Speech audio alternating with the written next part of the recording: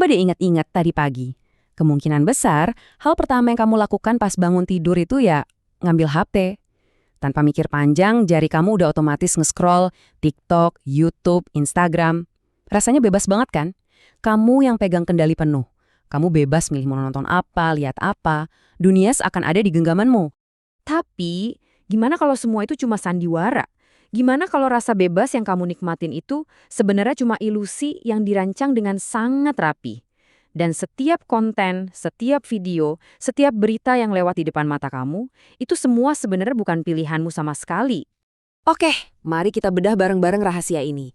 Intinya tuh gini, apa yang kamu lihat setiap hari itu bukan cerminan dunia apa adanya. Bukan, itu adalah cerminan dunia yang seseorang atau sesuatu pengen kamu lihat. Sebuah feed yang diatur dengan sangat presisi, khusus untuk menargetkan isi kepalamu. Jangan pernah berpikir kalau ini semua terjadi secara acak. Nggak sama sekali. Setiap detik kamu online, ada sebuah sistem raksasa. Sebuah kecerdasan buatan yang kerja non-stop di belakang layar.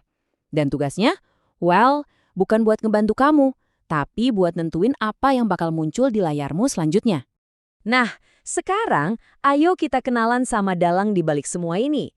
Coba bayangin, ada sesuatu yang gak kelihatan, yang ngawasin kamu tiap saat. Dia nggak pernah tidur, dan tujuannya cuma satu, ngertiin kamu, bahkan lebih dari kamu ngerti diri kamu sendiri. Mesin ini punya nama, kita sebut saja algoritma. Dan dia ini bisa dibilang adalah mata-mata digital paling canggih yang pernah diciptakan. Dia merekam dan menganalisis setiap klik, setiap scroll, bahkan setiap jeda sepersekian detik saat kamu ragu di dunia maya. Dan coba lihat deh seberapa detail kerjanya. Video yang kamu tonton sampai habis, cek, dicatat. Tombol like yang kamu pencet, cek, dicatat juga. Konten yang kamu skip gitu aja, wah itu sinyal yang lebih kuat lagi buat dia. Bahkan saat jarimu berhenti sepersekian detik di sebuah postingan, semua itu adalah data. Kepingan puzzle yang ngebentuk peta pikiranmu, isinya kelemahan dan semua keinginan tersembunyimu. Jadi jangan salah paham ya, algoritma itu bukan asisten pribadimu. Dia itu lebih kayak mesin pembuat candu. Tujuannya bukan buat bikin kamu pinter, tapi buat bikin kamu kecantol. Ngasih kamu umpan yang paling pas supaya kamu nggak pernah mau berhenti nge-scroll. Nah, disinilah bahayanya mulai kerasa. Pelan-pelan, tanpa kamu sadar, sistem ini mulai jadi filter buat duniamu. Dia berhenti nunjukin hal-hal yang baru atau yang mungkin beda dari pendapatmu. Dia cuma ngasih apa yang kamu udah suka, lagi, dan lagi, dan lagi. Dinding penjara digitalmu pelan-pelan dibangun, dan duniamu jadi makin sempit. Terus apa jadinya kalau dunia kita disaring terus-terusan kayak gini? Jawabannya simpel, kita nggak lagi hidup di dunia nyata. Kita mulai hidup di dalam sebuah realitas alternatif yang dibuat khusus untuk kita. Realitas versi algoritma. Ini yang biasa disebut gelembung filter. Coba bayangin, di satu sisi ada dunia nyata yang, ya gitu deh, rumit, penuh perbedaan, warna-warni. Di sisi lain, ada dunia di dalam layarmu. Sebuah ruangan gema yang isinya cuma pantulan dari apa yang udah kamu percaya. Kamu suka teori konspirasi? Ya udah, feedmu isinya itu semua. Kamu cemas soal ekonomi? Berita yang muncul ya cuma soal kebangkrutan. Algoritma ini ngebangun terowongan realitas khusus buat kamu. Artinya apa? Artinya, realitas yang kamu anggap benar bisa jadi udah bukan lagi realitas yang sebenarnya.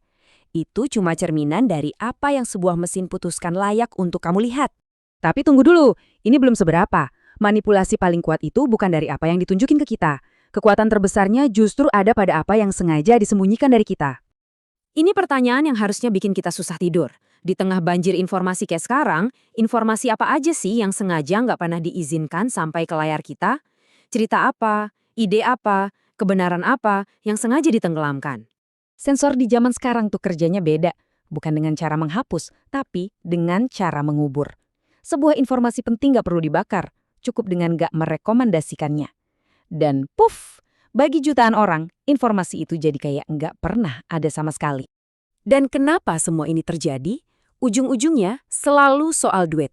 Perhatian kamu itu adalah produk yang mereka jual ke pengiklan. Jadi algoritma nggak peduli soal benar atau salah. Dia cuma peduli satu hal, gimana caranya bikin mata kamu nempel terus di layar. Marah, takut, penasaran, emosi, itulah bensinnya, bukan fakta. Oke, jadi jelas ya, kita semua ini hidup di dalam gelembung kita masing-masing. Pertanyaan besarnya sekarang, emangnya dampaknya apa sih di dunia nyata? Pelan-pelan, hari demi hari, tetes demi tetes, informasi yang udah disaring ini meresap ke dalam pikiran kita. Dia ngebentuk opini politik kita, dia ngatur apa yang kita beli, bahkan bisa jadi dia nentuin siapa yang harus kita benci. Tanpa sadar, pilihan-pilihan kita udah bukan punya kita lagi. Dan dampaknya ke masyarakat gede banget. 2 orang bisa aja tinggal sebelahan, tapi realitas mereka kayak di planet yang beda. Yang satu lihat dunia penuh harapan, yang satunya lagi lihat dunia di ambang kehancuran. Bukan karena dunianya yang beda, tapi karena isi feed mereka yang beda. Ironis kan, kita katanya makin terhubung, tapi nyatanya kita makin terisolasi satu sama lain.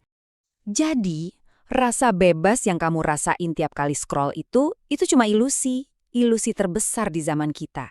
Kamu nggak sedang memilih, kamu sedang digiring ke pilihan yang udah disiapin buat kamu.